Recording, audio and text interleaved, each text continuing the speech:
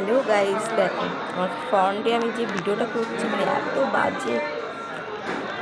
আমি তো ভাবলাম আমার ক্যামেরাটাই খারাপ হয়ে গেছে, কিন্তু না, পরে গিয়ে দেখি ঠিকই আছে ক্যামেরাটা।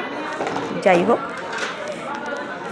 বহুদিন পরে একটা বিয়েবাড়ি গেলাম, বাট সেইভাবে আমার যাওয়া হয় না।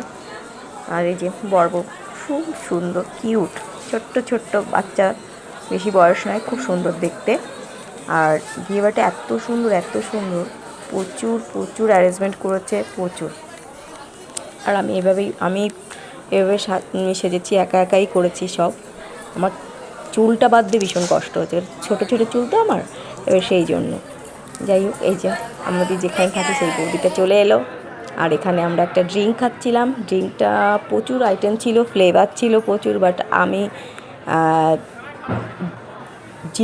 জিরা যেটা আছে, মানে জিরের যেটা আছে বলে জিরে ওয়াটার, সে জিরা ওয়াটারটাই আমি অর্ডার করেছিলাম। বললাম আমাকে জিরা দিয়েই ড্রিঙ্কটা করে দাও। প্রচুর ফ্লেভার ছিল, বাট আমার ওটাই খুব ভালো লাগছিলো। আর ওদের যে বানানোর যে প্রসেসটা আমার ভীষণ ভালো লাগছিলাম, সেই জন্য ভিডিও করলাম। দেখো তোমরা, ভীষণ ভালো হবে। আর ওদের অ্যারেঞ্জমেন্ট আমার ভীষণ ভালো লাগে। এটা যে শেক করে না যেভাবে, ওটা দেখতে ভীষণ ভালো লাগে। খুব সুন্দর করেছিল দাদাটা। সোডার ওয়াটারের মধ্যে এটাতে সব কিছু দিয়ে তারপর মকটেলটা তৈরি করেছিল। দারুণ দারুণ, বিয়েবাড়িটা খুবই সুন্দর,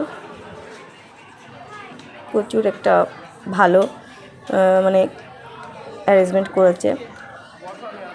স্ট্যান্ডার্ড একটা বিয়েবাড়ি যেরকম হয় সেরকমই A to Z অ্যারেঞ্জ করেছিল।